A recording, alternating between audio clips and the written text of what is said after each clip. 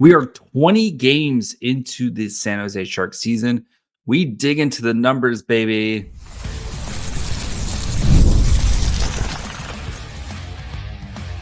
You're Locked On Sharks, your daily podcast on the San Jose Sharks, part of the Locked On Podcast Network, your team every day. Hello, welcome to Locked On Sharks, the premier hockey podcast covering your favorite team in the Bay Area. My name is JD Young, caretaker at the Reef, also the co-host of Western Conference Tuesdays on the Locked On NHL channel. I want to thank you for making Locked On Sharks your first listen. Probably part of the Locked On Network. We cover your team every day. And if you want to be an everyday, all you have to do is just follow wherever you get podcasts, or you can watch on YouTube as well. And today we're going to be looking at, this is the season, we're 20 games in. Not a big math guy, but that's about a quarter of the season. So again, horse racing, get it right. Quarter pole, three-quarter pole, whatever you call it. Horse racing, you guys are weird. Anyway, so we're going to be digging into numbers, looking at this team, kind of looking at the global stats, looking at the offensive stats, defensive, special teams. We're going to be digging into the numbers of this team to see where it is at 20 games into the season, where it can, of course, improve. So, before we get to all that, do want to let you guys know that today's episode is brought to you by FanDuel. You can start the season with a big return on FanDuel. New customers can place a $5 bet. You'll get started with $150 in bonus bets if you win your first $5 bet. Visit FanDuel.com to get started. All right. We are 20 games in. Again, horse racing. Somebody in the comments will 100% tell me what the correct term is. Quarter pole, three-quarter pole. It's weird. Anyway, we're 25% just about way through the season. So it's always a good time. And I kind of went back and looked at the numbers last year too, to kind of just take a peek and see where the Sharks are at. And just kind of a spoiler, offensively, the numbers are really close to being similar to what they were last year. But defensively, this team is just a much better team. And that kind of just the amount of goals they give up, like shot attempts, all that stuff. This team has improved a lot compared to last year. Offensively, it's still about the same, but you can also point to the Sharks didn't have Macklin Celebrini for 12 of the 20 games. And we're starting to see the team improve. And I'm curious to see how this looks halfway through the season. So let's start by just kind of looking at where we are at as a very global, and we'll dig into the numbers going forward. This is if you're watching on YouTube, it's a very slide heavy show. If you're listening, wherever you get podcasts, of course, I will go through the slides for you as well. So let us start with the Sharks. 20 games in, 6-10-4 record. They're 8th in the division. They have 16 points. Point percentage 400% or 0.400. They get a point in 400 of a whatever point percentage. So 400 goals for 50, goals allowed 71. With a goal differential of minus 21. So like the goals for is very much kind of bottom of the pack. Goal differential, same thing, kind of very bottom of the pack compared to the rest of the NHL. But it's still better than last year, which at this time we also had basically minus 20 from two different games. So not the worst, though. Bottom of the pack, but not the worst. Teams with a worse goal differential, and the results may surprise you. The Pittsburgh Penguins, minus 26. The Boston Bruins also have a minus 21 goal differential. And then you have the Blues, who are next at a minus 20. One of those teams fired their coach today, or yesterday when you're here, whenever. In the past 24 hours, one of those teams fired their coach. So moving on. Shots for and shots kind of allowed for this team. Corsi for, they've had 866 shot attempts at 5v5. Corsi allowed 1,087, so 44.34% Corsi for. The improvement here Corsi allowed compared to last year, they were giving up way less shot attempts. If you're looking at the graph here, they're still very much in the bottom left-hand poo-poo platter corner. They're kind of next to Anaheim if you're listening right now. So again, we're baby steps from last year compared to what we've seen. Corsi for 44.34%. Actual shots on goal at 5v5, 428 shots allowed, 517. Shot for percentage 45.29. Last year, the shot allowed at this time was over 600. They basically cut that down by 100 shots. Not a math guy, but 20 games, 100 shots. That's 5 shots a game that they have lowered. Again, when you are one of the worst teams in modern NHL history, anything is going to feel like an improvement. But I think you're starting to kind of see, again, tangible results with the improvement for this team. Expected goals at 5v5. So at 5v5, they scored 30 goals this year, and they've given up 46 with a goals for percentage of 39.47%. Expected goals for, they're expected to have scored 33.83. Expected goals allowed, again, this is at 5v5, 47.49. So they've expected to have scored basically 34 goals, and they scored 30. So there's a tick under, and I think that's, again, when you come, some players maybe not shooting as well as you'd expect. A guy like William Eklund, who, before Monday's game was really kind of below expectations on what his goals should be. But the goals allowed and expected goals allowed, like, they are right in line. So that kind of points to the goaltending, which we'll get to at the end, is been where you expect it here. And again, this team is, if you're watching on YouTube, on the kind of chart here, very much in the bottom left poo-poo platter for their 5v5 expected goals for and against per 60. They're right there kind of with Montreal.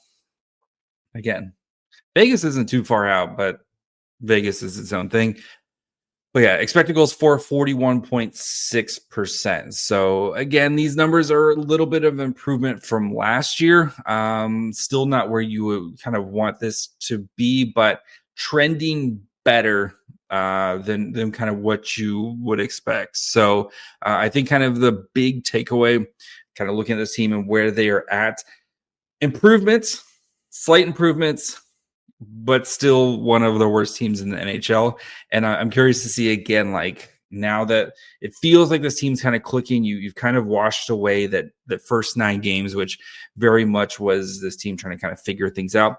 How does this team look at the midway point of the season? And are you kind of pulling yourself out of the basement? Are you kind of being a more competitive team night in and night out? And where are you, again, not ranked 30th, 31, 32 in these rankings, and maybe more kind of in the like mid to high 20s, 22, 23, 25, somewhere in that range. I think that's going to show improvement for this team and where they're kind of looking to go. So, right, you're not going to fix everything in one night. This team isn't going to go from bottom of the basement to a mediocre team or an average team like overnight. It's going to take some steps here. So we'll start looking at the offense here before we kind of dig into the defense and stuff like that. But looking at the offense, so offense 5v5, this team is right around the 1.5 goals for per game played at 5, and this is at 5v5 offense. So shot attempts 43.3 shot attempts per game at 5v5, and actual shots on goal 21.4. So these are actually a bit of improvement over last year at this exact same time. Looking at the goals, or the leaders, Toffoli leads the way with actual goals at 5v5 with 6. Eklund is number 1 in assists with 6. Him and Zetterlund are actually tied, but Zetterlund has played 1 more game than Eklund, so I gave him the slight nod there. But then points at 5v5 is actually Zetterlund, which I was a little bit surprised. I would have just guessed Granlund because Granlund's been amazing this year. But Zetterlund actually leads the team in points at 5v5 with 9 points. He has 6 assists and 3 goals. So we'll dig into more of the offense here and look at how the lines have performed and which lines have kind of been performing above expectations and kind of dig into all that here in just 1 second.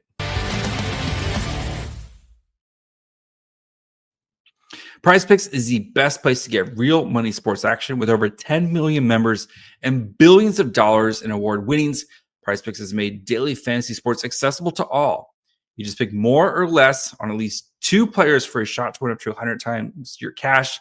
Run your game all season long on PrizePicks. PrizePicks is the best place to get real money sports action. They have over 10 million users, so you can sign up today. They also have the Flex Play, which means if you can still cash out if your lineup isn't perfect, you can double your money even if one of your picks doesn't hit. So sign up today. You'll get $50 instantly. When you play $5, you don't even need to win to receive the $50 bonus. It's guaranteed. So with PrizePicks, you can win money on your favorite player to collect points. So if you think Macklin Celebrini has more than a half a goal in him, which I'm always going to think Macklin Celebrini has more than half a goal in him, you pick more on his PrizePick entry and turn your predictions into cash. So download the app today. Use code LOCKEDONNHL to get $50 instantly after you play your first $5 lineup. Again, use the code LOCKEDONNHL, get $50 instantly after you play your first $5 lineup. PrizePicks. Run your game.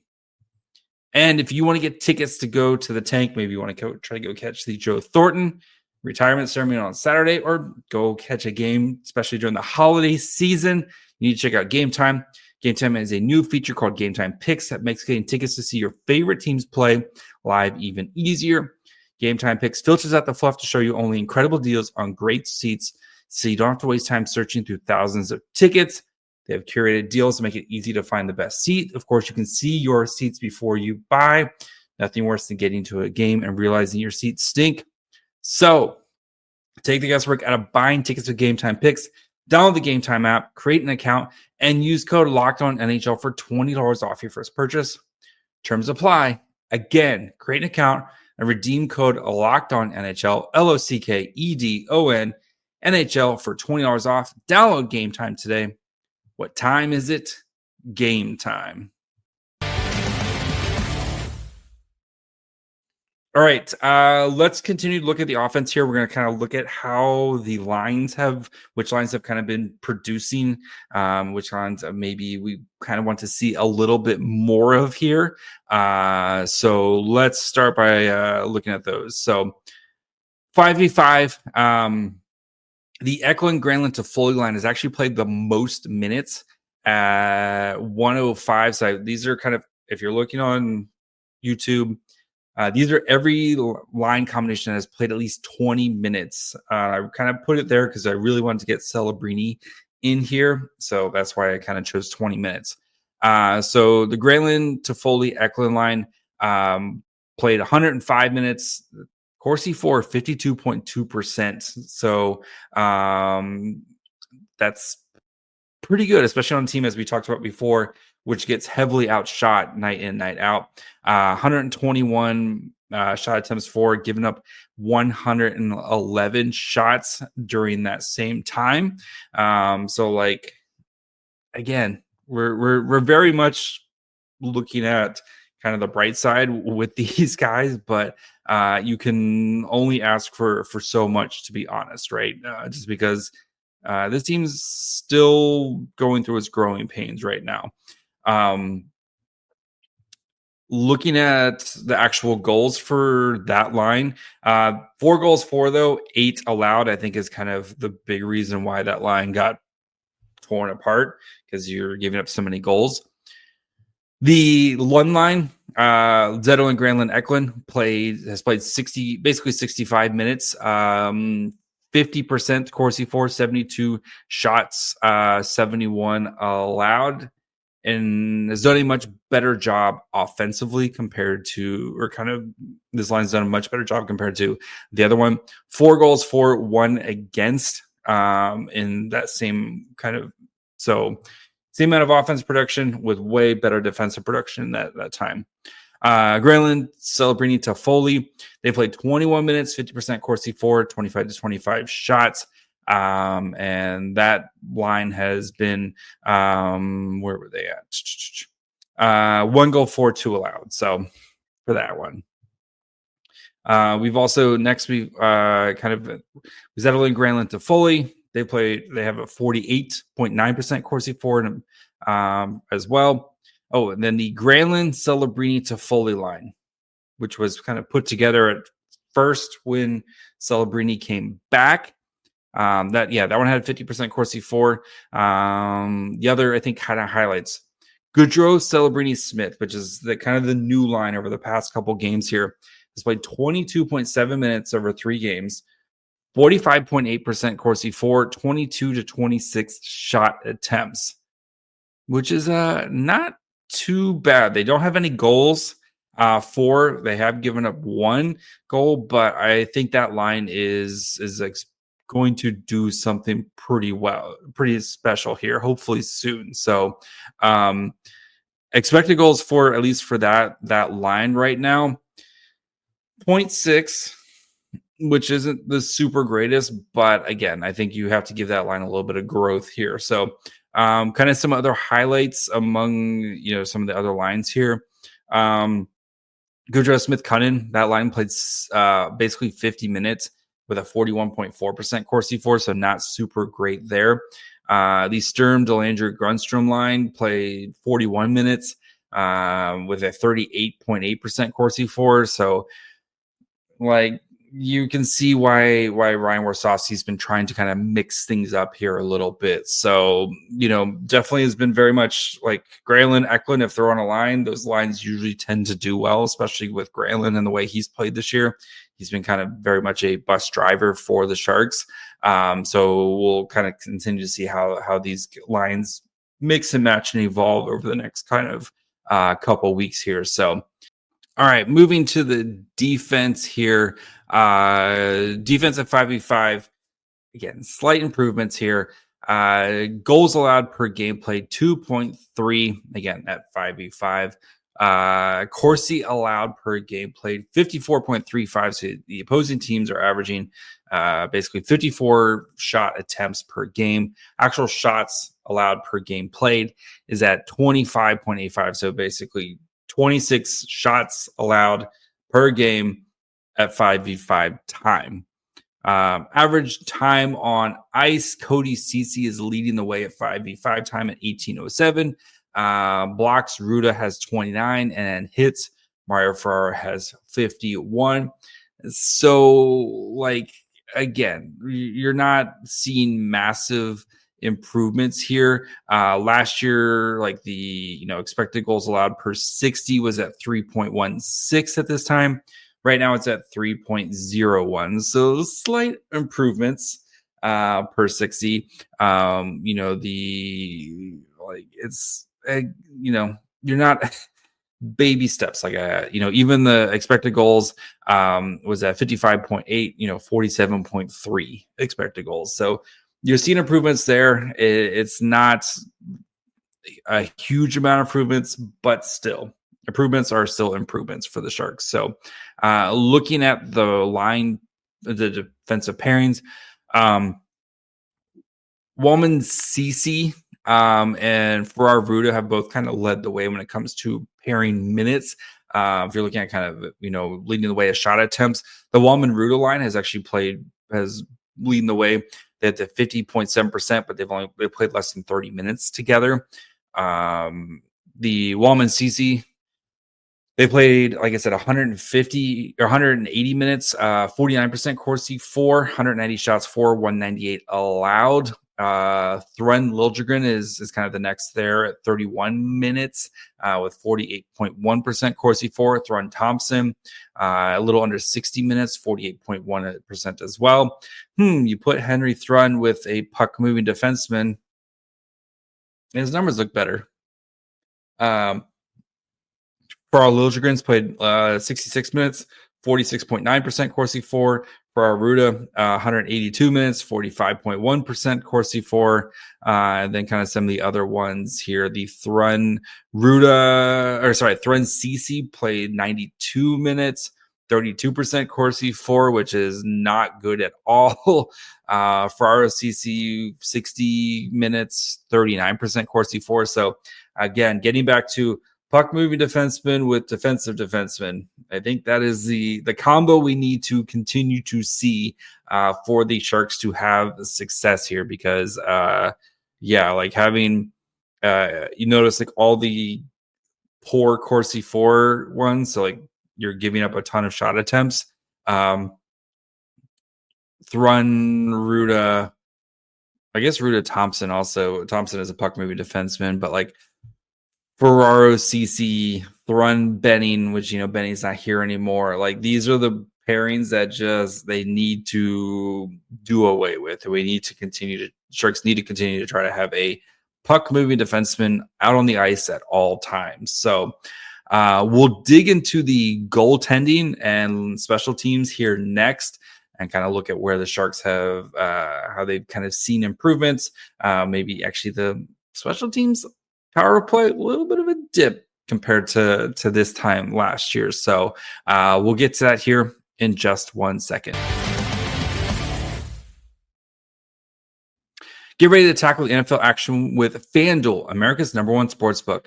Because right now, new customers can bet $5 and get 115 bonus bets if you win. FanDuel Sportsbook app gives you everything you need to place live bets on the NFL all in one place. So we get the hunch in the middle of a game, check out the latest stats, view live play-by-play, and so much more on the same page where you place your bets. Just visit FanDuel.com to join today. You'll get started with $150 in bonus bets if you win your first $5 bet. That's FanDuel.com. Never waste a hunch and make every moment more with FanDuel, the official sportsbook partner of the NFL. All right, before we continue by looking at the power play and the penalty kill and the goaltending, do want to thank you guys for making Locked On Sharks your first listen. Proudly part of the Locked On Network. When you're done with this episode, go check out one of the other great shows here at Locked On. Of course, you have Locked On Fantasy Hockey. So if your fantasy hockey team needs some help, they got you covered with who to pick up on the waiver wire, who to trade for, who you need to drop. They got that taken care of. Or check out one of the other shows here in the Bay Area. Locked On Niners, Locked On Warriors, Locked On A's, Locked On Giants. Plenty of great stuff here at the Locked On Network. We cover your team every day. All right, digging into the power play. So the power play, believe it or not, slight kind of dip compared to last season. So pulling up the power play, 17.5% success rate. This time last year, the power play was actually closer to 20%. Less opportunities because the actual goals 4. Last year was 12. Right now, they've scored 11 power play goals, but they've only given up 1 shorthanded. Last year, they've given up 3 at this time. So do with that what you will. I think the power play it struggled for a little bit, especially with Liljegren kind of working his way through it. I still think this power play has a chance to be pretty decent, and I expect this thing to kind of get better now that we're starting to kind of figure things out here. Granlund leads all categories. He has 3 goals, 4 assists, and 7 points for the team. Granlund on the power play has been the engine to the Sharks power play this season. And I would not expect that to change, right? You see how often he handles the puck, and he's really good at it. So expect Granlund to kind of continue to lead the way on the power play. But I think now that we kind of have the Lundline / Celebrini Smith combos, interesting to see kind of how these numbers change here. So going forward, penalty kill, 80% kill rate, which is actually an improvement from last year. Last year at this time it was at a 73.1. Last year they gave up 21 goals. So far the Sharks have only given up 14 goals allowed on the penalty kill, and they do have a 1 shorthanded. Ferraro leads the average time on ice per night. He plays 315 of penalty kill, which need to kind of get that down a little bit. I would like to see that spread out a little bit more. Goals, Barclay Goodrow with the one. I believe that was in the season opener against the Blues, if I recall correctly. And then Ferraro also has the most blocks among the penalty kills. So I think the penalty kill, like that, again, had that kind of rough spot in the middle, but I think we're seeing it kind of continue to get ironed out here. And I think it's been much better. I know I had a little bit of a rough night against the Red Wings, but that power play is ridiculous. And I believe in where it's going. So let's just leave it at that. As for the goalies, Blackwood and Vitek Vanecek have played every game. I know Vitek Vanecek started every game, or Vitek Vanecek's had 10 starts, and Blackwood's had to come into relief for a couple of them. Actually, both of them have had starts where they've had to been relieved. But anyway, so Blackwood, though, has been playing very well. Expected goals against, he's expected to have basically given up 38 goals, and he's only allowed 34. So he's goal saved above expected as at 4 right now. Every time I see Blackwood, like he is just feels like he's dialed in right now. And going to be talked about the other night. Going to be a big decision what the Sharks have to do with what they decide to do with him, kind of going forward. If they want to keep him, trade him. If you get blown away with an offer, et cetera, et cetera. Vitek Vanecek has had a pretty solid performance as well. He's given up 30 goals, expected goals against 29.88. So he's given up minus 0.1 expected goals more than expected. So he's done exactly kind of what you would expect from him. So, I think you can kind of, my big takeaways from this is the goaltending has been great. Kind of what better than expected on average here. And we haven't even seen Askarov, who's going to go through his, ups and downs as a young player, but, you're still kind of betting on the upside of Askarov.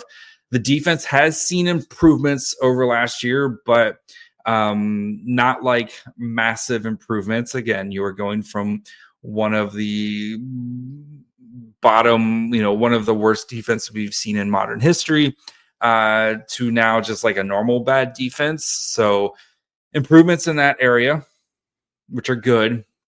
And I'm curious to see how the Sharks continue to navigate this, especially because their defense is very kind of veteran heavy with guys like Ruda and like Ferraro, like Cody Ceci, like guys who are maybe not going to be here long term.